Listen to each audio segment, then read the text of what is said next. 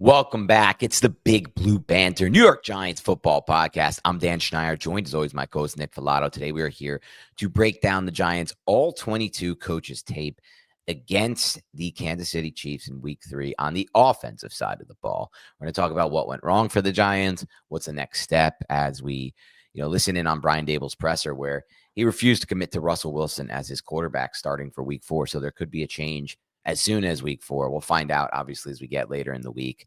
That's not something for now. We may talk about that a little, though, on today's pod. Before we do any of that, Nick, I wanted to know, based on your watch of the All-22 versus what you saw on the broadcast last night, do you feel any differently about Russell Wilson's game? Because we talked a lot about last night, how we put a lot of the blame on him specifically and individually.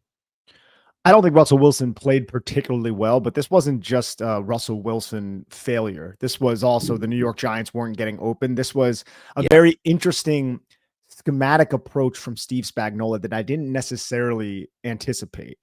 It was basically too high the entire game. It was cover two shell the entire game. And what I interpreted from that was, hey, you guys can run the football on us. We're not scared of your rushing attack. We will play -1 in the box if we have to, because we trust our guys to rally to the football. And that's one of the reasons why I think the Giants were a little bit more successful against the run. But it also was just, we're not going to allow Malik Neighbors to beat us. We are going to keep a safety down a little bit. It will be a too high, but he's going to be down a little bit. Then he'll drop to a depth and he'll keep his eyes on Malik Neighbors. We're going to keep that guy over the top. We're going to be tight on Malik Neighbors. We're going to press him. We're going to get McDuffie into his hip pocket, and you're going to have somebody else step up and beat us. And the Giants never really did a great job scheming up different things to have those other players beat them. There were times where the Giants were scheming stuff up for Malik Neighbors, and we'll get into that. But it just seemed like every time Kafka and Brian Daboll went to the drawing board, Steve Spagnuolo and the Chiefs, they had a curveball. They hit that curveball, and then they had something else in return for the Giants, and they answered the bell. And that's a quick, physical defense that rallies to the football, Dan. And it really just seems like the New York Giants are this hapless team right now who, even when they figure something out, it does not work out for them for one reason or another. Yeah, and we'll talk about it a little more on the next show, but it is crazy because the Giants definitely did a better job of it than last week, but it is crazy to watch this Kansas City Chiefs rally to the ball underneath, especially given the way they play, the style of defense. You would expect it to be a team that is vulnerable to these types of underneath throws and underneath plays, but it's the total opposite with the Chiefs. They play so hard for this coordinator. And in general, speaking about this game plan, I was surprised to see Steve Spagnuolo use split safety. Look, I think it was on 79% of the snaps. That was the third highest in his career as defensive coordinator, which is pretty insane stat when you consider how long he's done this. And also, or I believe it's career with the Chiefs, but I'm sure it dates back further. And it kind of underlines what we've discussed in like the last 14 days on this podcast. It's so not unique, but it's so valuable to have a defensive coordinator who's willing to put together a unique game plan for every single matchup. And that's what Steve Spagnuolo does. And it's clear based on that. It's also, when you look at the Giants, like the points that they've scored this season's young, I get it, but the points that they scored this season, it's all come off of these explosive plays. Yeah. The Giants have one red zone touchdown, and that was against the Chiefs, the 13-yard rush by Cam Scadaboo. Now you lose your kicker in pregame. Obviously, Steve Spagnuolo is aware of that. So it's like, let's just really worry about these explosive plays. We could play a field goal game against them. Just eliminate that. And I'm sure that was the game plan also going in. But the loss of Graham Gano, or the basically loss of Graham Gano, he came in and kicked one field goal, that also played right into this approach. It's like, all right, we are not going to even take any risks, because get them into the red zone. They can go to the red zone, because guess what? They are a mess in the red zone, and they're not going to be able to figure it out and punch it in. And guess what? Steve Spagnuolo was right. The Chiefs were right. The Giants punched it in once. They're just absolutely a mess when it comes to operating in the red zone. They're inefficient. The timing is still off. I feel like the play calls, once the first read is not there, Russ is not great getting to that second read and finding a solution. He's very jittery in the pocket as well. Whenever he is in the red zone, he bails from pockets that he doesn't have to try to extend plays and find throwing windows through these zone coverages. And it's just not there. The Giants are not on the same page at all when it comes to red zone, and playing that too high is just like, okay, we're going to remove the explosive play. You're not going to be able to do anything. And, frankly, they were right. Yeah, and Russell Wilson, I don't think manages the pocket very well at this point in his career either. He's very unique in how he manages the pocket compared to how I see other quarterbacks. He really doesn't take a huge drop back a lot of the time. He stays very tight within the pocket and then makes his decision based off of that, based off the time he has within that frame. So he's not resetting it a lot. He's not taking deep drops a lot. He's not necessarily shuffling within the pocket or sliding in the pocket, at least not from what I've seen, specifically in the red zone. It's just kind of get to your landmark, sit in your landmark, and then go from there. And a lot of the times going from there means throwing it out of the end zone or at some point taking a sack. And with Spagnuolo, like this game plan was very wise, right? Let the Giants run the football. We have a much better chance of winning this game if we take away Malik Neighbors and we take away the explosive throws than we do if we take away the run or try our best to fit the run in different ways by executing extra defenders there.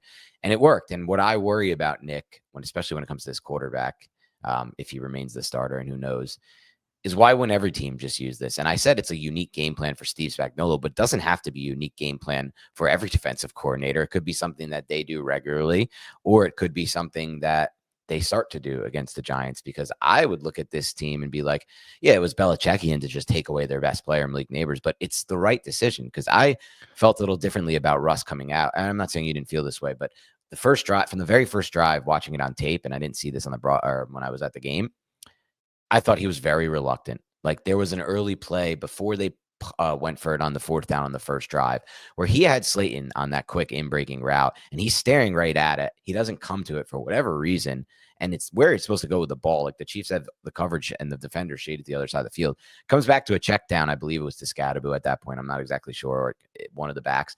And it doesn't go for anything, and that stalls out the entire drive. If he goes and trusts what he has with Slayton there, it's probably a first down, maybe more. And it just felt like all game he did not look comfortable trusting what he saw. Didn't look comfortable trusting what he saw. I mean, and also this was a too high defense. And I felt like the little adjustments based on leverage when they were in zone, it was like match zone. So say those middle hook defenders in the cover 2 defense, they would open their hips towards the receiver and basically present this idea in Russell Wilson's mind. Like, if you throw this football, I'm planting and I'm driving right through the catch point. And that eliminated a lot of the Giants' quick game concepts, a lot of the just little hitch flat, the slant flat, the curl flat, all of those little quick throws that we've seen the Giants utilize through the first 2 weeks of the season when they did operate quick game. It put something in Russell Wilson's mind, and maybe rightfully so, because I felt like the coverage at the snap was sticky and the depth wasn't to a degree where the Giants receivers had a lot of breathing room. It's like right when they turned, right when they got to the top of their stem and turned around, there was a Chiefs defender like right in their hip pocket. And you saw these little adjustments all throughout the game where the Giants are trying to free up Malik Neighbors, right? Like on the second and the third drive, they were using Malik Neighbors as a number 2 pre-snap, meaning he's the inner receiver. And then he would motion outside of the number 1 to combat the 2 high defense. This was on the second, the third drive. On the first drive, it was, hey, we're just going to run the football against this 2 high and we're going to possess football, keep Patrick Mahomes on the sidelines. You get that, right? Conceptually. But on the second and the third drive, they're like, well, we got to try to get Malik Neighbors going a little bit. Let's motion him from the number 2 out to the number 1, be that outside receiver. And we're going to run the number 2 now, post snap, which is not Malik Neighbors, at that deep half safety and try to hold him in a spot to create a one-on-one matchup with Trent McDuffie or whoever the Chiefs had as the cornerback. But that cornerback wouldn't just sit in like a country cover 2, like, oh, I'll just let Malik Neighbors pass me by. Like they were aware. They were just like, well, I'm just going to carry him up the field. Carry him up the field. And then on the other side of the defense, that deep half safety would shade a little bit more to the middle, allowing the deep half safety to Malik Neighbors' side to also have somewhat of help over the top of that flat defender. So the game plan itself, from a leverage and an attention standpoint, even when Malik Neighbors wasn't just purely bracketed, was we are going to shade a lot of our coverage towards Malik Neighbors and be tight on everyone else in the one-on-one matchups that we do present the New York Giants. And it's not like Steve Spagnuolo was blitzing or anything like that. They didn't have to allocate that much to the blitz. There was the cover 0 rep, and that was like the one rep where Malik Neighbors has this one-on-one matchup, and Russell Wilson was late to it, and he threw it up in the air, a little late, a little underthrown, and it ends up getting intercepted. But you can see the frustration from the Giants coaching staff trying to make these adjustments, these little tiny adjustments that give them the slightest advantage, and the Giants just couldn't find the space or have the opportunity to take advantage of it, because the Chiefs are a good football team, a good defense with I feel like a the bat to hit these curveballs. Basically, they are able to see what the Giants are going to do and then react accordingly. Yeah, that's the best way to describe it, because there were so many times that everything you broke down, plus there were times where they tried to hit Malik on inbreakers, and it just felt like each time that second level was right there, ready for this, and Russ had to come off of it. And when you play this kind of defense against the Giants that Spags deployed in this game, and like you said, it wasn't anything crazy from an exotic blitz standpoint. He didn't blitz a lot, which is not like him either. I don't know the numbers on it, but I bet you this would be an outlier game from him from that standpoint as well, Yeah, as far as blitzers. they entered like the 46% blitz rate. I think Right. they blitzed on like what 10-15% of their plays, maybe. Yeah. Just And by, yeah, just we don't have the numbers, but it's just by watching. Yeah. Because they didn't need to. But what I worry about is like, is this a game plan or a style of defense that can be replicated against this current Giants personnel? Because what is the solution for a quarterback like Russ when he doesn't use the middle field? He doesn't see the middle of the field well. He doesn't really see the field, in my opinion, well at all in general at this point in his career. And he never, by the way, had good numbers against two high looks and against split safety looks, like throughout his career, even dating back to his prime with the Seahawks. But it's obviously gotten him worse. So it does feel like something that can be replicated by other teams. Take away Malik Neighbors, take away the explosive plays, let the Giants run the football. And to the point where, like, I do understand why Brian Dable is discussing with the media this week, despite this ridiculous slate coming up of defenses and defensive coordinators that are on the schedule for the next 5 weeks, with the exception of the Saints, of entertaining a change at the quarterback position. Because I don't want to put this all on Russ. It wasn't all on Russ, but it was a reminder to me how limited he is as a quarterback at this point. Yeah, I mean, I don't know how much a rookie is going to be better. I have to imagine it adds a spark. I do think it would change up the offensive philosophy and the offensive approach. So you want to have like a 37-year-old quarterback running the zone read. But the Giants were trying to scheme things up, using Malik Neighbors as that fulcrum, only as a distraction. On the first interception, you had, and we'll go over some of these plays later, but Malik Neighbors, he was a distraction there for Wan'Dale Robinson coming from the opposite side against the middle of the field closed look. That wasn't a too high, and he split, but the safety or the defensive back just did such a good job staying on top of Wan'Dale Robinson. But I understand the read from Russell Wilson's perspective. He's reading the near side safety who sat on the deep curl and thought he was going to have leverage. The throw wasn't the best, but it was still just an excellent play. And the Chiefs having the frame of mind to understand that there might be a backside route coming over this. We need to communicate and be a cohesive defense and overlap coverage, which is something the Giants did in this game. I felt like fairly well. I saw that a few times, but there really just are no breaks in the armor of this. There's no coverage mishaps. This isn't a Matt Eberflus defense. This isn't a Shane Bowen defense. This is Spags defense. And you could see just from not just the physical standpoint or the personnel, but just from hey, I know if this route does this, I know what I have to do as a safety on the back end. It's a communication thing. That's a coaching thing. And that should be applauded. It should be applauded. And you could hear just from over the past few, and also they've been in this system for a while, these players, right? That's for sure helpful for them. But it probably is more of like the detail oriented stuff when you really think about it, because we have to really take a step back at some point and be like, why are the Giants just consistently losing football games year after year on such a consistent basis when they've done a lot of things to change the personnel at this point? Like every offseason, they make major changes in the personnel, but the product still seems to be really poor. And the details, the finer details, the coaching details are probably that answer. It's just hard for us, or me at least, Nick, to figure out like how they get to that point. And clearly it could just be hiring better coaches, as simple as that. But they've tried to hire a different slew of coaches, and it doesn't feel like this team has been very detail oriented for the longest time. Like I can't really remember the last time I felt like the Giants were a detail oriented team, even really in 2022. Yeah, no, they're not, or at least you could start by being detail oriented, but like once teams figure you out, you need to find new details to exploit. You know, you need to make those like foundational adjustments as a coach. And I'm not saying that doesn't happen, but there's nothing to suggest that it does, because the Giants aren't winning these football games. Right. I feel like at times during Patrick Graham's tenure, the defense was very detail oriented. I wouldn't know if I would say the same about Wink. I just think Wink was so good at scheming defense that it didn't matter at times. But it does feel different with Spagnuolo and this Chiefs defense. I feel like that had beat out, like you said, on everything the Giants were doing. That the way they rallied to the ball is crazy. And we saw another example this week of something you mentioned on, I think, the last two shows, Nick, that I just don't know when it's going to happen. I thought this would be the year based on the preseason, but clearly it's not. Another screen attempt, this time to Scadaboo, where they're just not in sync, the Giants, on their screen. And KC played it well. I want to give them credit for it. But like, we just seem to be just out of sync on some of these play calls. And it's really, specifically the screen game, it's really no wonder to me why they're not calling a lot of screens. Yeah, it's not a well-oiled machine, the New York Giants offense, obviously. So the timing and the rhythm, it's not there, like, whatsoever with this team. Again, they're the most. Do you think that's more of like a quarter? Like, I ask you this question actually, Nick, before we get into plays and stuff. Is that more of a quarterback issue of coaching? Because say we do make the decision, or the Giants do make the decision to put in Jaxson Dart.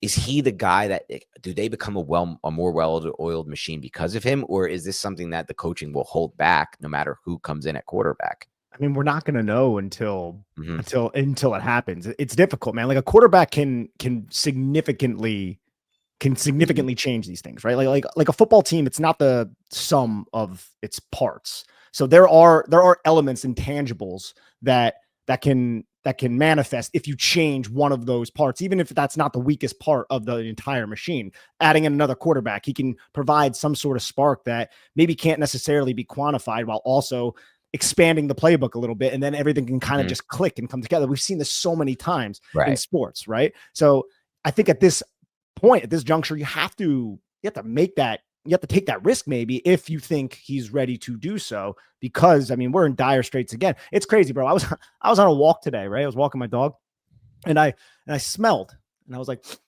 it smells like the fall. And I was like, it was my first time this year. I was like, it smells like the fall. That's so cool. And then I thought, you know what?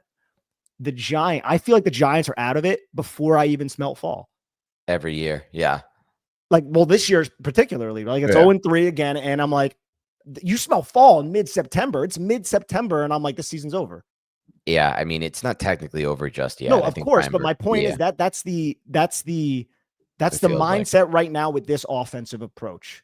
Like, if the Giants didn't play Dallas in week 2, if they played the Chargers in week 2 and they played Dallas this week, I don't even know, like, everything would be on fire probably. Like, true. Like, again, the week 2, that is the anomaly. And we have to realize that, because of that defense being even worse than Shane Bowen's, just so piss poor. And I'm glad Russell Wilson was able to carve through that, but we need to see something against defenses that are in the top 10, top 15 of the league, top 18 of the league, which you can argue that's like Washington. Washington comes in and just punches the Giants offense right directly in the freaking mouth, man. Yeah.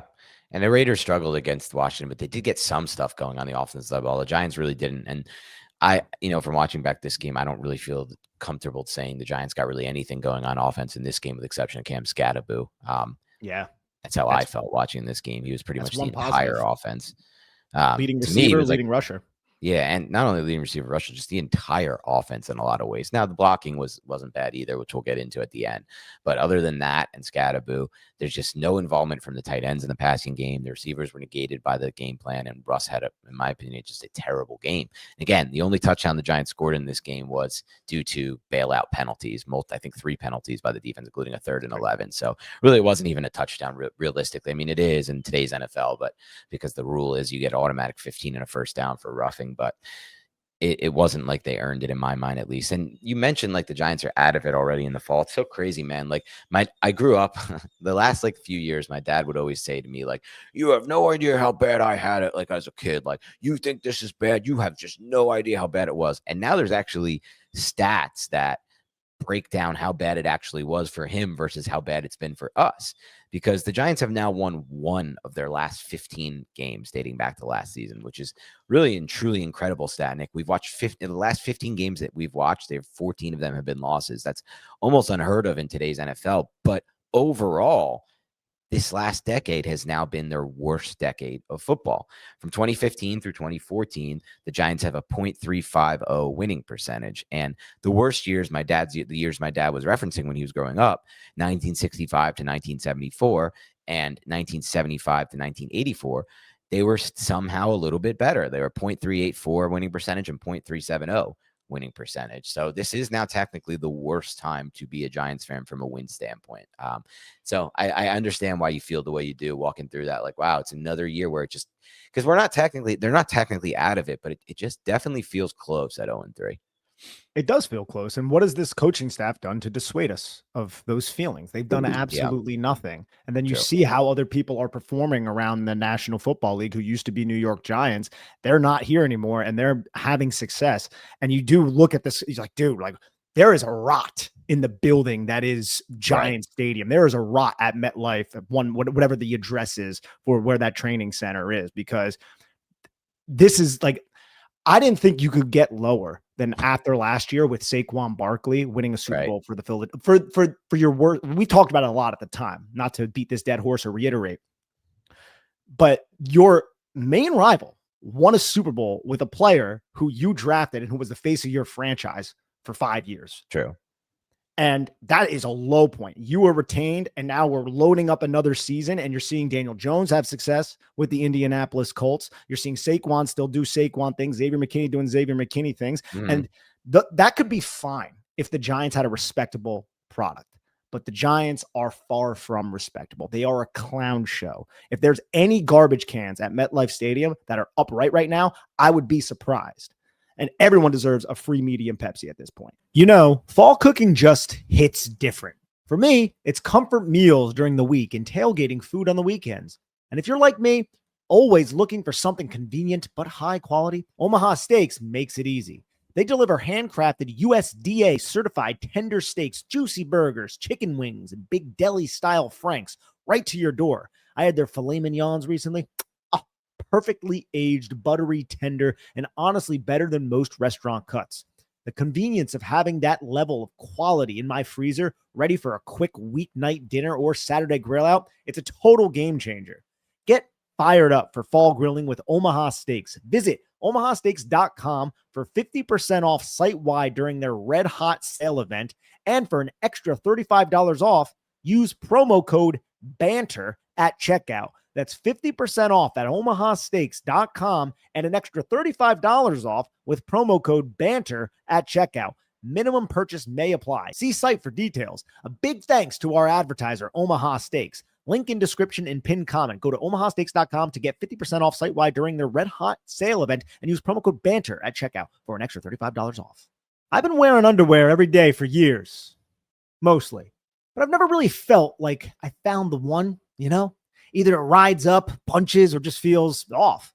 So when I found out Skims was making underwear for men, I was honestly pretty excited. I tried their cotton 5-inch boxer briefs, and wow, they're a game changer. They hit perfectly at the thigh and actually stay there. No bagging, no wedgies by 5 o'clock, just pure comfort. And for the gym, the stretch 5-inch boxer briefs are amazing. They move with you as you work out. They keep your shape, your form, and they do not ride up. If you want to feel comfortable, confident, and actually enjoy your underwear, shop Skims Men at skims.com. Let them know we sent you. After you place your order, select podcast in the survey and select our show, Big Blue Banter, in the drop-down menu that follows. And if you're looking for the perfect gifts for the whole family, Skims just launched a big holiday sale. So go to skims.com and check them out. For these people, my brother and my family included, my uncles and cousin we met up with last night. We family tailgates that go back. It's a tradition, unlike any other. It brings family together. I still think, that moment in 2007, watching the Super Bowl with my extended family, us jumping around, hug jumping after the win. It's just something that'll always be one of my core memories in life. And the Giants are a tradition. Going to the games every Sunday is a tradition. I don't get to go often anymore. So I can totally understand why people have paid for the PSLs and continue to pay for that. But to put together that product out there, and it's really become just like a laughing stock, like you said, like last night, there's like stupid shows going on and lights and garbage as the team, refuses to put together a competitive product. And after the game, we hear again, like I said, mentioned last night from Russ and Dable, it's 1 or 2 plays away. We're not 1 or 2 plays away. And you can't, at this point, convince anyone left in the fan base of that. But this show is about the film, Nick. We just spent a lot of time talking about the team. That's just where we're at on this season. Let's get into some actual film tape review now for those who want to get through it.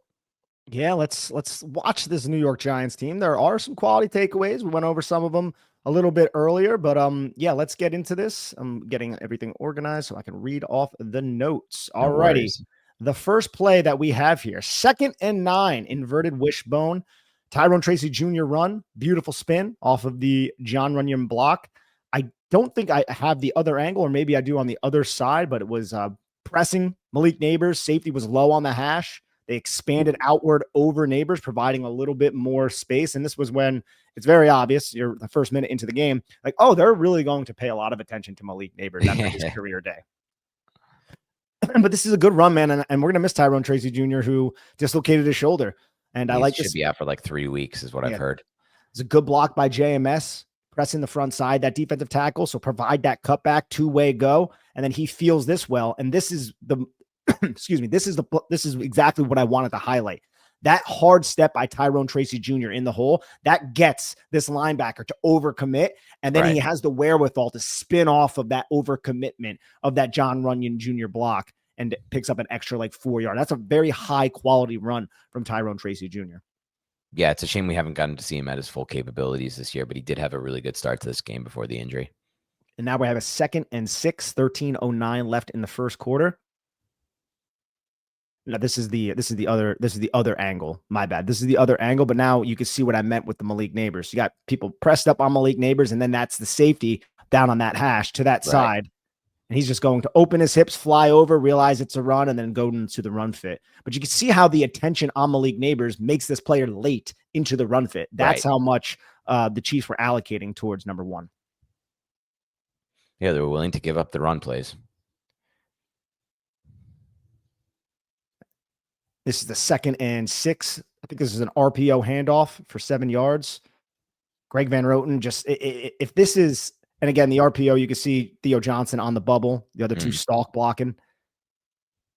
Looks like Russell Wilson is reading Nick Bolton.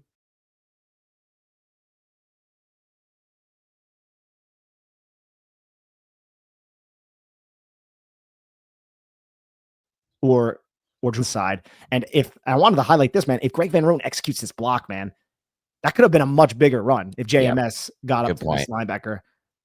Because you can see how the path for Tyrone Tracy Jr. sees. Now again, you see this hole wide open, and you can think, oh, maybe Tyrone Tracy Jr., and this is why I don't like the screenshot scout. Maybe Tyrone Tracy Jr. should go in the hole right now. But Tyrone Tracy Jr. is baiting the linebacker outside. He's expanding this linebacker outward. So he expands. And once JMS climbs off the initial block and gets up to the second level, that's when Tyrone Tracy Jr. just puts his foot in the ground and goes. And if Greg Van Roten finished this damn block, I think this would have been a much bigger run.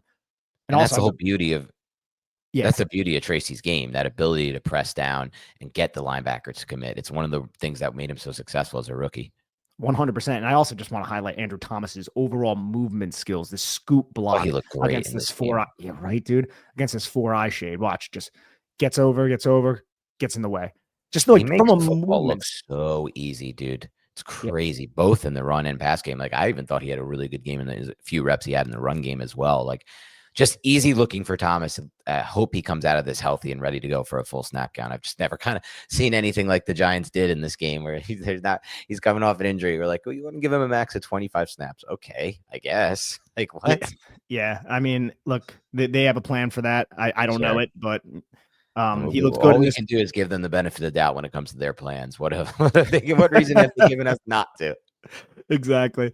Here is a 2nd and 9. And the Giants, it was a little frustrating, the Giants trying to run on first down a lot in this game because of the too high. And I swear their first down runs must have been miserable, other than the touchdown run that they had. And maybe they had one other that was okay.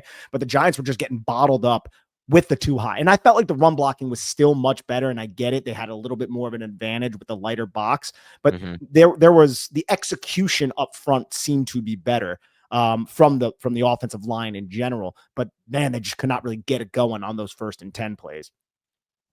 But look at that Chris Manhertz block, and I get it. Drew Tranquil slanting inside, but he just drives him all the way to the other hash. Block, yeah. And then you have Cam Scadaboo, baby. Just this is his individual play completely. 2nd and 9. I was so impressed with Scadaboo's ability in this game to win the edge as a player who was, criticized to some degree coming into the NFL, like, this speed won't translate, right? Like, he won't be able to do the things he did at Arizona State. He was able in this game to win the edge, and that's really important against NFL level speed.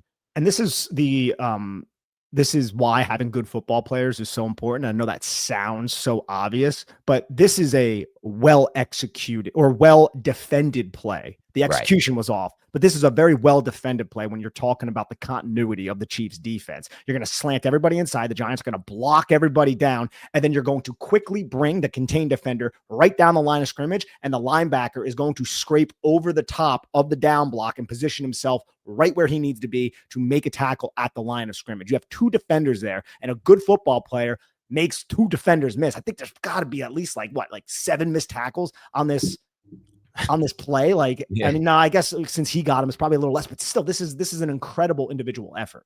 It's such an incredible individual effort. There's 3 guys ready to take him, and then that pursuit defender. And I love at the end of the run too, he kind of angles his body back inside. So instead of like going out of bounds or cutting off the maximum yards, he gets vertical at the very end and falls forward with the ball on the upfield arm. Just like another way to maximize another 3 yards there at the end. Exactly. And Slayton just throwing that late block. I think he was like, "Wait, this play's coming towards me." Yeah, I was supposed to be on the backside here. I wasn't supposed to be. Oh man. All right. Now we have 2nd and 11, still first quarter, 10:25 left in the first quarter. This is the play I was talking about with Slayton too. Okay, yeah, this is so I'm glad I have it in here. I thought the same thing. This is a cover 2 defense, man. You can see the safeties, they creep up to the line of scrimmage a little bit more, and then they bail out. Yeah, you're right. Slayton, like that middle hook defender is not there whatsoever. I'm guessing he's trying to go to maybe the stick. Is that his first read in the progression?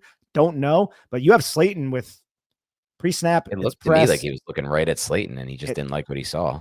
Press bail. Looks like it's could be like a cover 6, depending on that depth of that defender, but it looks like he has him. He just doesn't fire the football for some reason.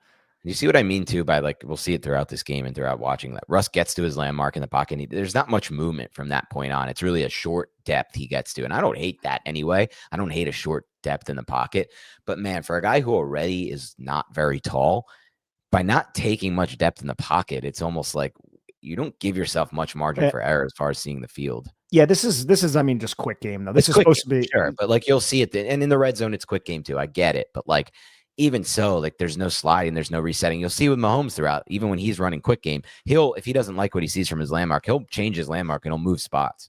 And this is still very early in the game, so we didn't know that Steve Spagnuolo wasn't going to blitz all that often. This is a blitz heavy look on a second on a 2nd and 11, and you see Wan'Dale Robinson have leverage against this defender who might be coming on the blitz, and the safety aligns over top of him. So you have like a too high type look, but also looks like this could be a blitzing look cover 0, which is something that Spags runs quite often. So I think that the Giants had that in their mind. And then when it bailed out, Russell Wilson maybe looked at Wan'Dale, saw Wan'Dale was bracketed, and then he just didn't ever get to Slayton on that one. And yeah, he just didn't throw the football.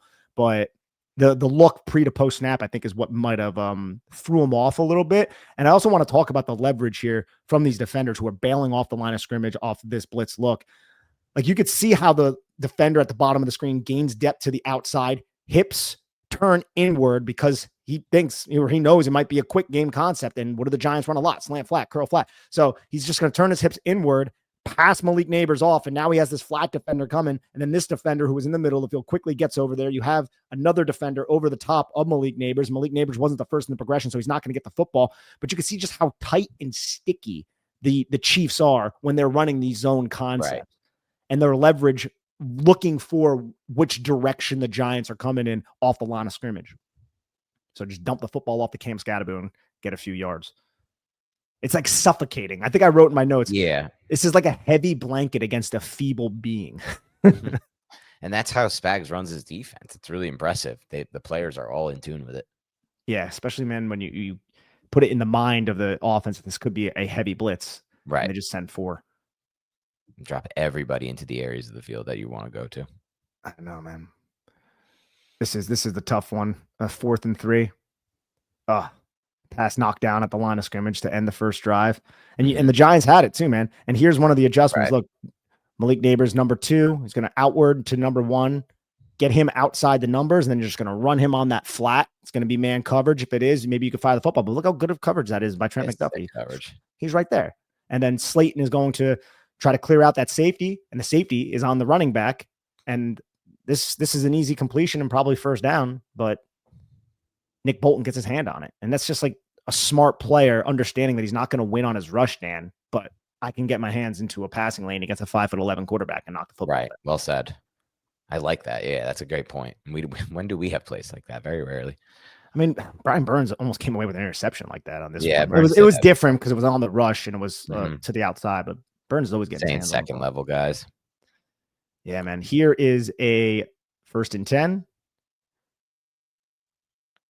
9:43 left, and this is, you could see this terrible. is the Giants. This is the start of the 3rd drive. Theo Johnson misses that blitz pickup right here, and Russell Wilson gets hit, and he's trying to fire and dial up. This is the Giants making adjustments, right? Again, you're going to have the same concept we just went over. Malik Neighbors going to motion number 2 outside to the number 1, and then you're going to run Darius Slayton at the deep half safety, trying to create a one-on-one matchup for Malik Neighbors on the outside. And that's exactly what happens. You can see 27 has to worry about Darius Slayton. He gets cleared out. Now, their safeties are so good at peeling off and getting back, rallying to the football. That's a credit to their specific skill sets. But this is a one-on-one matchup that if Theo Johnson makes his block, I don't know if it's completed. Might not be because 27's executing a very good speed turn there off of Slayton's route. But you could see there's some vertical leverage there at least. So the Giants, like the whole the Giants aren't dialing anything up for Malik Neighbors. It's like, I criticize them because I think there should be more simple ways to get him the football. But after watching the All-22, it did seem like the Giants were making an effort to try to get him the football, and it just didn't work out for one reason or another. I think they were making an effort to try to get him the football down the field. I think, like you said, they didn't do a great job of trying to get him the football in space 100%. Early. Yeah, well said. It's frustrating, man. Now we're gonna have a 3rd and 7. I think we have the other version of this though. Yeah, Theo, man, look, you have a 6 technique over the double Y. So in the inside tight end, Chris Manhert's going to take that 6, and you're just not even privy to the fact that player's gone. He's looking at 54, and then too late. Man, Theo Johnson, dude, is just frustrating. He's just a frustrating player because I think there's a good football player there, but he's just not there yet, and he's slow. I don't know what else to say, Dan. Now we're gonna have the 3rd and 7, 8:56 left. It's the attempt against too high. Try to take the shot. This is it just felt to me like he's just taking shots to take shots. Yeah. I mean, and they get the safety. Not a good look to throw into. They get they get the safety to bite down. Now you're going to motion Wan'Dale Robinson outside in. And this is what Russell Wilson is thinking. Split back look, so you have a little bit more bodies in the line of scrimmage. Try to take the shot on 3rd and 7. Add more protection. Malik Neighbors is going to – all the focus is on Malik Neighbors, right? We've talked about this. This is in the middle of the 2nd quarter, so that's been well established at this point of the game. So the Giants are going to run Malik Neighbors on that deep curl that we were talking about, and he's going to sit right in front of the safety. And then you're going to bring Wan'Dale, who was motioning, had a little bit of a head start from the opposite side, and you're just going to streak him right behind that safety and try to replace him. And Wan'Dale has leverage on – Trent McDuffie. Unfortunately, it was Trent McDuffie on that side. Again, they play mismatches very well, the Chiefs. If you're going to put a lot of heavy looks on Malik Neighbors, put your best cornerback, Trent McDuffie, on another player, on the secondary option. And that's what they did here. And you can see McDuffie carries this very well. And Russell Wilson reads the safety sitting on Malik Neighbors and says, I can have Wan'Dale over the top. But look how good the angle is from the other safety who cuts it off. That's what I was thinking, right? I mean, he can't see the other safety at that point, so it's not on Russ or anything like that. It just the safeties in this team do such a good job of peeling off, like you said earlier. So I don't particularly think this was a great look. No, I agree. I mean, it's not a good look, but I'm just going through the process. Yeah, what Russ is seeing. He sees that safety come down, which I totally get, and that's what he wants to get, right? He's the whole design of the route when they're practicing it is have Neighbors run that deep curl, take the safety out of the play, and you should be good to go on this vertical to Wan'Dale. But it's other things need to happen. One, that other safety needs to not be able to get all the way across the field and beat the throw, which he can. Yeah, and he did pretty easily too. Look, he's a better velocity thrower. Yeah, exactly. And I wonder if he wanted to get it outside the numbers. I'm not sure, but it stayed inside the numbers. Yeah, right. Maybe if he leads him a little more, but I feel like the safety's beating him regardless on this one. It damn looked like it. I mean, it's a good individual effort by him, but the Giants, again, this is the Giants are starting to get frustrated. They're trying to figure it out. They're trying to dial some things up, and it's just not working because you can't just run the football the entire game. It's not like the Giants were overly successful running the football either. And it would have been interesting if they just kept giving it to Scadaboo, how the score of this game would have been. 40 carries for Cam Scadaboo. Yeah, a Look at couple screens. JMS getting a little bit of a looking for work, getting a little pancake on Chris Jones. I thought JMS had a pretty solid game for him. Yeah, he gives up his plays, and it's Yeah, frustrating sometimes. He'll have like 1 or 2 pass blocking reps where you're like, ah. Overall, I don't think JMS is as terrible as I think Giants Twitter does, but I just agreed. think he's not the player that we really hoped him to be. It's like that. That's fair. Yeah. And I think a case could even be made at this point. Like at least in this game on tape, he might have been one of the better players on that interior, if not the best player in that interior. I think he's been the best player on the interior. Yeah, right. Maybe all 3 games. Yeah, that's fair. Yeah, I mean maybe not. Certainly not Van Roten. Yeah, no, he's maybe Runyon. I don't know. Runyon was bad in this one too. Yeah, exactly. Here is the touchdown run for Cam Scadaboo. Great cut by him. Yep. Great cut by him. Also, is that Daniel Bellinger? Of course, it's Daniel Bellinger throwing a nice tight block. Yep. The guy got tight, and Daniel Bellinger just gets low and stops him in his place. And that's just a sensational cut by Cam Scadaboo to get into the end zone, man. Yeah, that's some of the things we saw on his tape at ASU, just that ability to understand space, great awareness of it, and then make those cuts. And credit to Kafka and the Giants using Wan'Dale Robinson on this fake end around, brought 23 from the box and put him outside in contain. And in doing so, that made the box much more favorable for Cam Scadaboo to hit this cutback lane. Who was that throwing that block on Chris Jones too? I think that might be Runyon, if I'm not mistaken, right? Yeah. Yep. Good overall play. Yeah, it was a great play, and that was an explosive cut by Scadaboo. That's the one thing. Like, I felt like what we talked about when we watched his tape, and we were like, "Oh, well, this translates to the NFL," and we both were pretty keen on that it would. He may not have, like, I get it. He's not a 4-4 athlete. He's not a long speed athlete. We probably won't have 70-yard touchdown runs with Scadaboo during his career. But he does have, really, in my mind, very good lateral agility and burst, despite being a bigger athlete, despite being, 220 or whatever he is. I think that's a big reason why he was so successful at Arizona State. And I see it already translating on the film. And then last night watching it live, like that lateral burst is much better than people realize. That, and it's the immediate acceleration after the cut is made. Like, watch, makes the cut, I'm north-south. Like, there's really, like, it's a very smooth operation for Cam Scadaboo. Once he decides to make a cut, make someone miss, he gets north really quick. Also, we're talking about JMS. This is one of the better blocks we've seen from JMS. Yep. I know it's a double team, but he gets the 2-tech out of there, drives him out of him. Yeah. That's a good block by JMS. Yeah. I mean, it's a double team, but still, I mean, that's what you got to do. Yep. Alrighty. Can't be mad when we see Giants offensive linemen putting defenders on the ground. Whoever gets the credit, it's good to see that. Exactly. 2nd and 7. This is the cover 0 look. Oof. Now, I mean, I don't even know if it's necessarily cover 0 because you do have that safety. So true. Cover 1, but the safety does not go with Malik Neighbors. So you have a one-on-one matchup. I think is the appropriate way to say that. The Giants keep a couple guys in protection though too. And such a difficult throw to attempt, a far hash throw, like a far hash throw when it's like the 3rd read in the progression. Yeah. It's so late. You can't really step into the throw. It's that football needs to come out like now. And the best case scenario, I think, on this is like an incompletion. Yeah. Yeah. I mean, you have Darius Slayton underneath running the pivot. They get the man covered. They get the pivot route. It's not the smoothest pivot in the world, but that's more of a Wan'Dale route. Wan'Dale, they keep trying to get vertically, but Trent McDuffie was just blanket this entire game. This is like kind of like what we watch. We'll see this as we go through the rest of your clips, Nick. And this is what I think we both probably felt watching this tape. There weren't that many solutions for Ross. Like there weren't that many open receivers. We've watched Giants games in the past where there's been a quick breakdown of the offensive line or just there were open receivers that didn't get the ball. This wasn't really an example of that, but I still think what held them back was also his inability to just have any way to beat the Chiefs playing this style of defense, right? Like this is not necessarily his fault. Yes, he's late on the throw but there's really nothing else to go to. Like you mentioned, that Slayton pivot, I guess, was his next best option, but it's just because there's nothing breaking in the middle of the field for this offense. And this is the type of defense where you'd want to have that ability, like a Drake May throw or one of these type drive throwers, a Herbert or a May. Yeah, he looks like he stays, like he tries to buy some time in the pocket and he stays on Wan'Dale, like through one hitch, 2 hitch, and he comes off, and then that's when he realizes I have a one-on-one. Let me just throw it up to Malik, which isn't a bad decision. Like, I mean, it was the throw that was underthrown. Like, if you have a one-on-one matchup with Malik Neighbors, like, toss it up to him. True. Usually he comes down with that, but you got to put it like a lot more air under it. And this is just tough. Yeah, and it will have to be much earlier. So, I mean, it's probably best, as you said, to throw it away or throw it towards the sideline, to which like the back corner of the Yeah. pylons where only Malik Neighbors. But I don't know again, if he could even get that ball out there from that arm angle. it's tough, man. It's tough. Here we have 3rd and 12 pickup for Russell Wilson with his legs.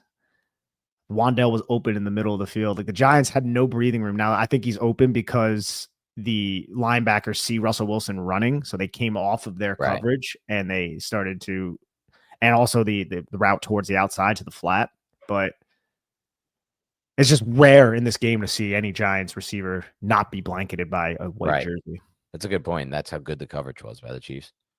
And Wilson was sacked, I believe, on this previous play. That was the play where Chris Jones ran through John Runyon. So it was nice to see the Giants pick up some yards. No one expects much of this Chiefs team, I don't think, after watching this, but I could easily see them still making a run, like just because of how well the coach they are on defense, how dominant they are on defense, and then like the idea of like he will get Rice back at some point and Worthy back at some point. It's gonna be a little bit better on offense. I agree, but their offense isn't not good right now at all. No, they can't run they made our run defense look awesome. I mean, honestly, our run defense. I know it was better than people realize against the Cowboys, but it was. It looked like dominant in this game. It was nice. It was fun to watch. Yeah, so here's 2nd and 10, quarter 4, 14-40. This is Malik Neighbors' first catch in the game, and it's just a quick hitch as the number 2 receiver. You can see the depth there, and the Giants run Darius Slayton on an inside release to create traffic against the deep defender, and that barely slightly happens. But Russell Wilson is quick getting the football out, and Malik Neighbors gets his. Look at how many eyes are on Neighbors there. I know, man. It's tight. Yep. Like Malik Neighbors, like, look, you have over the top and Malik Neighbors, like you have inside out right there. I'm not going to allow this guy to beat us. And then here we're just watching it from the end zone. Yep. Here's a split back GT read. I just love the tempoing and the patience from Scadaboo on this play, man. Yep. That's such a good run. Right. It's not a too high defensive look.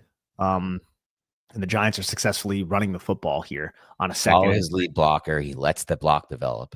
Yeah. And these are like, look, it's a great block by Jermaine Illuminor to the front side. Mm-hmm. So he's blocking down on the 3 technique, and he moves him with the help of Greg Van Roten. And then he climbs and gets to Bolton and allows Cam Scadaboo to cut back to the inside of both of his pullers. And I felt like the pullers did a great job on their kick out blocks and their lead block right there with Runyon and Marcus Bowe. The blocking in general was very good here for the New York Giants. I really liked watching this play and understanding that the Giants have another option there. If Jaxson Dart wants to, he can keep it, but you can see Karlaftis stays right there. So it's good to hand the football off, follow your blockers, pick up a good chunk of yardage.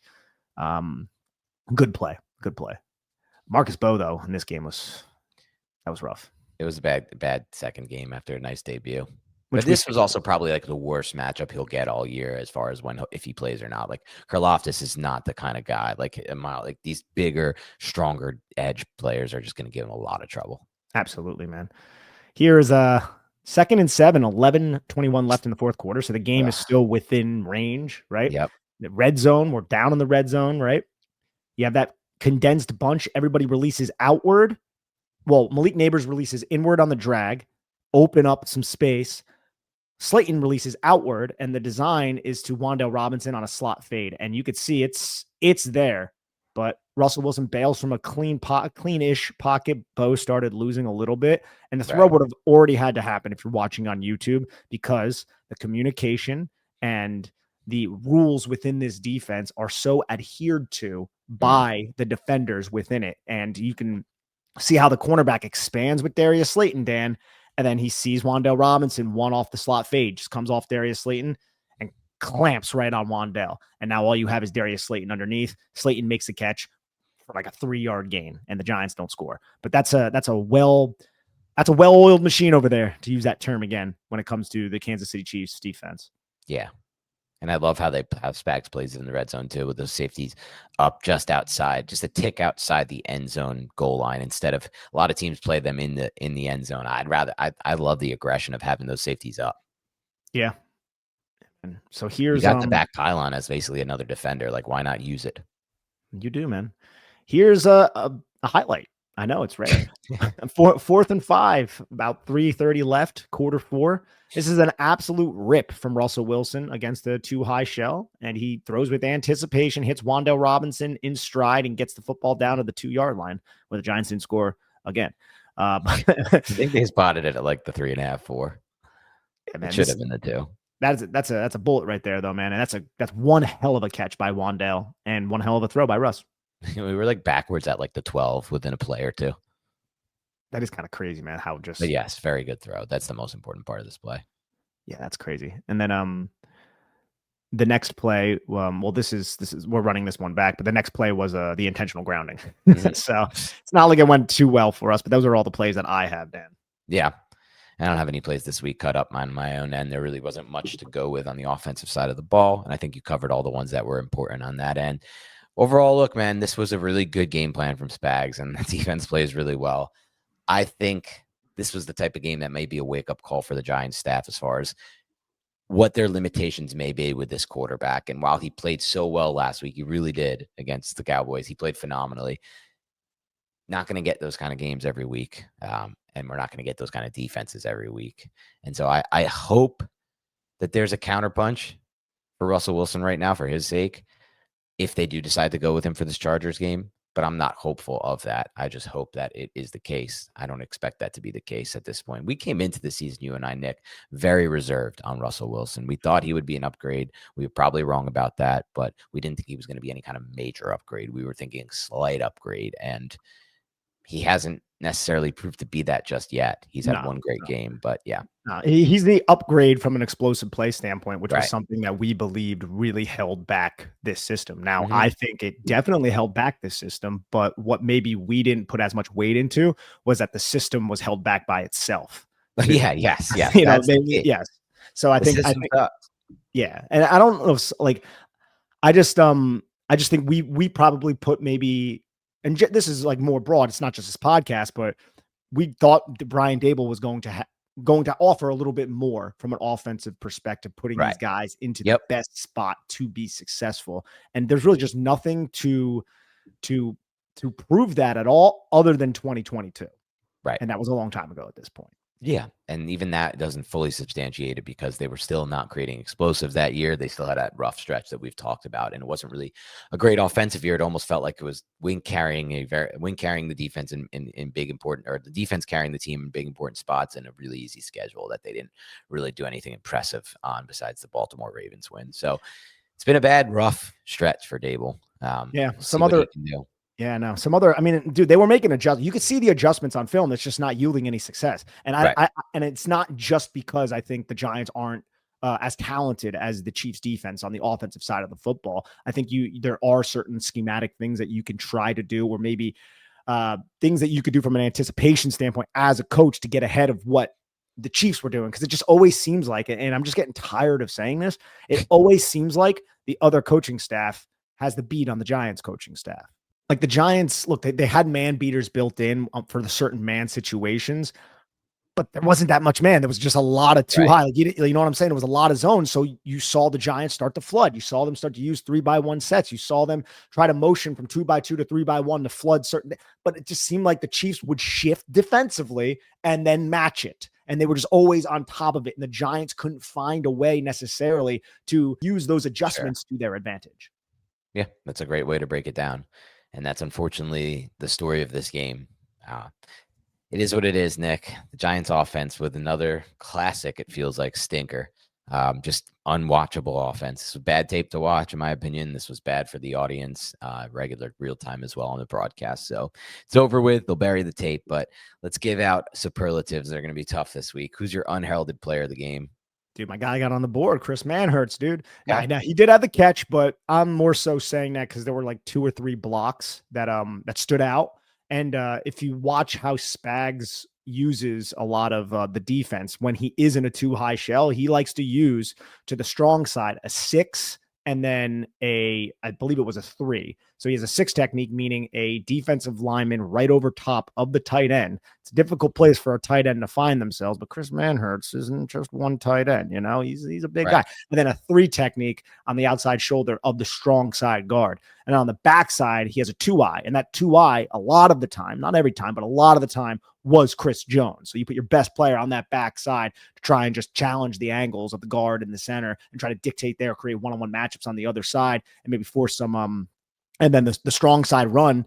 If the Giants were to do that, you have an edge guy like a Charles Omenihu against a Chris Manhertz, or against a tight end, which is usually an advantage for the defense. But when you have Manhertz and even Theo, the Giants can negate that slightly. So I wanted to give it to him just because it kind of helped alter that adjustment that piece of the Spags defense that he was trying to use when he was in 2-high. Yeah, that was a great breakdown of that. I was deciding between a few players. I'm going to give it to John Michael Schmitz. Just thought like this was his best game of the season and one of his better games in a while. And it's good for me to see somewhat of a step there for him. Some really good blocks that you showed on tape, and just overall felt like he handled a tough matchup for the Giants against the Chiefs' interior defensive line. Best throw on tape? Well, the Wandale seam ball in garbage time. I think it's the only throw that was. There was another tape, one. Right? There was another one. I missed it. Yeah, no, the Wandale incomplete pass on the sidelines because Wandale went out of bounds and then came back in. That was a good one too. That was a really good throw, actually. Honestly, that might have even been better. That was a tough throw to make, and that was because he was like running and he just right. Okay, yeah, I like that one too. But just a game with very few great throws on tape. Unfortunately, this has been a common experience for us watching tape of the Giants. Best player on tape? Jermaine Illuminor. I thought he was shut down, lockdown. Jermaine Illuminor had a really good game. You can make the argument it's Andrew Thomas too, but he only played 25 snaps, but I thought Jermaine played very well. There were 3 players in the mix for me. 2 you just mentioned, and the one I went with, which is Cam Skattebo, because I think Cam Skattebo did so much on his own in this game. There were a couple plays that were blocked up well for him, but mostly it was him making those lateral cuts. The run you showed at the beginning of your film breakdown, that was all him. That was completely destroyed by the defense. That would have been a no gain for every other running back on the Giants. He turned it into a first down. He made excellent plays in the passing game. He looked natural there. He had racked up, I think, 121 yards of offense in a game where the Giants only had like 200 before garbage time, or even fewer. I think 180 before garbage time. He basically was the entire offense in this game. So for that reason, I'm giving him the player of the game. One observation before we continue here, or let's finish this and then I want to talk about something. Okay. So player we expected to see more from. I went with Andrew Thomas, not because I expected to see better play from him. He was phenomenal on tape. I expected to see more from him, quite literally more snaps from Andrew Thomas. I'm not really sold why a player could benefit from only playing 25 snaps in his first game back. I've never really seen this. Guess it happens in the NFL. It's like a pitch count. I get it. It's like a pitch count, I guess. But I don't know, man. Your season was on the line. You were 0-2, and you took him out really early in a must-win game. It's not my cup of tea personally. Yeah, I mean, I don't know what Barnes is telling. I don't know any of that kind of stuff, but I don't know if I care what Barnes is telling him. He hasn't really done a good job with this. Are we going to trust the Giants doctors? Pass blocking 1 to 10. Oh, who did you go with for player expected? Oh, I'm sorry. Yeah, Russell Wilson. That's fair. I mean, he's the real answer. Mine was more of a joke answer. I had a 6-1 on pass blocking grade. I thought it was pretty good, but I didn't think it was anything too great. Yeah, I had a 6-4. So we're in the same ballpark. I like how we don't talk about this at all. By the way, just have random grades. Well, sometimes we're a few off. Like last week, we were like 2 or 3 points off on one of them. But I will say this: if it wasn't for Marcus Bowe, this grade might have been in the 7s for me, because I thought Thomas played phenomenal and Illuminor played phenomenal from a pass blocking standpoint, like 9.5, 9.9 type stuff from both of them in that regard. And I thought, again, Schmitz had a better grade, but I mean, it was a bad game for Marcus Bowe. How about run blocking? I had a 6.8. Okay, I was a little lower. What did I have here? 5.2. Like, it's still just average to me. Like, they had some well-blocked plays, but I think some of that is what you broke down so well, Nick, which is kind of just the scheme giving them those plays. And then some of those yards, like I just mentioned a few seconds ago, were just Skattebo creating them all on his own. So it's just hard for me to... I think you're more probably aligned with... I think you're a little bit more accurate there. So I'm going to lower mine to 5.8. Oh, okay. 1 full point. Let's go. A little above average. So better, definitely better than what we've had. All right. Thank you so much for tuning in. I want to pound an idea. I want to propound an idea here. So, Propound um, away.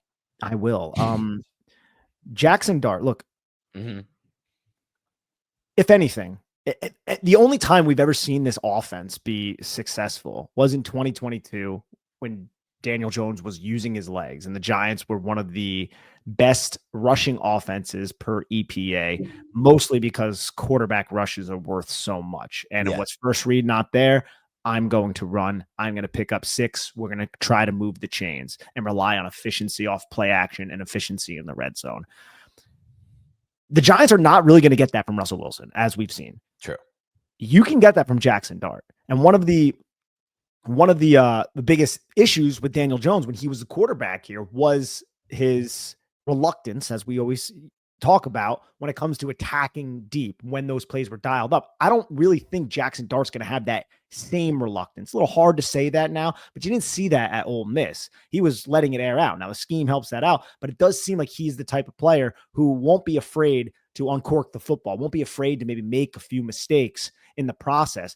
So if you can make this decision and put Jaxson Dart in there, you will benefit from Dable will benefit from having a quarterback who is going to run and going to pick up yards with his legs more than Russell Wilson, while also adding, or at least maintaining, not to the level of Russell Wilson, but maintaining an explosive play rate that can maybe unlock a part of Dable's offense that we've yet to see. Now, I don't think that necessarily means the offense is going to be great and lights out or anything like that, but you have to entertain that at this point because your job is like halfway out the door right now. Your job is halfway out the door. The legs of Jaxson Dart and the zone read and how that will help the rushing attack and the RPO approach that I think Dable wants to use based off of what we saw through training camp and what we saw through preseason with Dart and even Jameis Winston to some degree. Sure.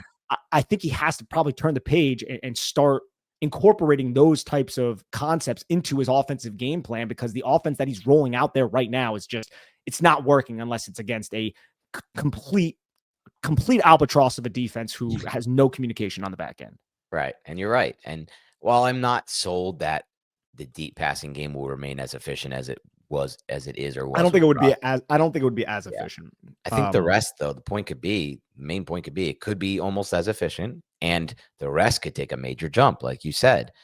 Not only that, like one of the things I was hoping for when it came to Russell Wilson playing, because we saw a little bit of it in training camp, but it's just another example of why training camp is not very valuable from this standpoint, is the timing in the red zone. And how many times have we seen some of these red zone plays be timing based route concepts, like last night, where they're basically all running stick routes and the ball's just not out from Russ and he's sitting in his short depth spot in the pocket. I can't feel like he can't see over this pocket. And like, he feels maybe like he's going to get the pass batted down because he's so short. I don't know what it is, but he's just not getting the ball. I thought we'd be seeing like ball out, neighbor's back shoulder, bang, like let him eat type of thing. We're not getting that from Russ. We're not getting these types of throws in the red zone. So that could also massively improve. I'm not saying Dart can be this quick timing based quarterback who's seeing things so fast and getting the ball out, but it can't be much slower than what Russ is doing in the red zone, dude. Well, yeah, it's that. And it just seems like, and again, I don't love saying this because the Giants just came off a 37-point outing against the Cowboys, right? And I'm not trying to yards of offense. Yeah. Exactly. I'm not trying to excuse that, but that is the anomaly. And to me, it seems like every defensive coordinator worth its salt with adequate personnel understands how to stop Brian Dable. Yeah. So, and I know it's only 3 games with Russell Wilson, but they have not been that great if you eliminate the second, which I don't love to do, but we saw what happened in Washington. We just saw what happened with Kansas City. I don't think there's a Giant fan out there right now that is enthusiastic about the New York Giants offense. So I think it's fair to make this statement that I think it probably might be time, dude, if the kid's ready. Yeah. Or it might be time to go to Jameis and then go to Dart. That's kind of where I still lean a little bit toward, but I'm okay with either direction. We're never going to quit Jameis on this podcast. So no. We've been talking about getting Jameis in here for years. We got him in here and he's not seeing the field. It's like, I know. And he may never see the field, honestly. And you know, I harken back to what could have been done. Like, could have just been Jameis and Dart this year. We could have used that money for the offensive defensive line, and just, we don't. We wanted to get Dable has his set ways. He wanted to get a veteran and somebody with proven experience, all these things that he believes will help his team win. And so far, it just has not proven to help his team win. They're 0-3. No, it hasn't helped their team win. I still understand the decision. I do, for a lot of the reasons that we heard during training camp. But again, like a lot of that stuff, it's not applied in the correct fashion. It doesn't help the team win the football games that's your entire job is to do, right? And Like, right in the end, like if you're not winning, what does the rest of it matter? yeah, That's kind like of where I'm I at. know it does matter, but like we need to see it start to yield some productions, right? Something. And it just Yeah. that's what's so frustrating. And even when they do produce in I don't certain mean that it areas, doesn't matter, Nick. I'm sorry. no, Go you're good. ahead. You finish your thought, then I'll No, clarify even mine. even if yeah, you're fine. Even when it does produce something like 500 yards of offense, the Giants are not disciplined or well coached Right. enough to finish the job. Yeah, and I think you're right about that. And I didn't mean to say it doesn't matter. I just mean to say the end result doesn't matter. Like as in like, okay, we got all these things from having this veteran leader in here with 2 Super Bowls experience, but what are those things tangibly worth? It's back to kind of like the whole like culture, that type of stuff where it's like I don't see the tangible results from this experience, and I'm not sold that that they're having more fun, the team, and they're playing looser or happier with him in the game than they would be with Jameis. And start if we had just not signed Russ and played Jameis until Dart was ready, I'm not sure we lose anything. In fact, I think we might gain something. To be quite frank with you, I know it's not realistically just because Jameis hasn't won a lot of games and he throws those picks and whatnot. But we threw 2 picks this game with Russ, man, who was like a 6 interception guy in his last season with Denver. And what did he throw? 4 or 5 last year. So he's throwing picks right now. So I don't know exactly what they would have lost going from Russ to Jameis, besides last game where he did give them a fair chance to win. And that's totally respectable to say that we wouldn't have had as good a chance to win that last game against Dallas. But the ultimate end goal is the end results. We didn't win that game against Dallas, like you said. So Yeah, unfortunately. frustrating. It's a very frustrating experience to be a Giants fan right now. We'll get through this. The good news is this isn't like every other year where it bottoms out this fast because we have Jaxson Dart. And so once he gets in the games, it's going to be fun to break down his tape. It's going to be fun to track his progress. It's going to be fun to just speculate on what he means to the future of this franchise, as well as all the other things that we normally do on this show, is developing, watching the tape and making evaluations and assessments on other young players on this roster. So thank you so much for tuning in. Have a great rest of your Monday, and we will speak to you soon.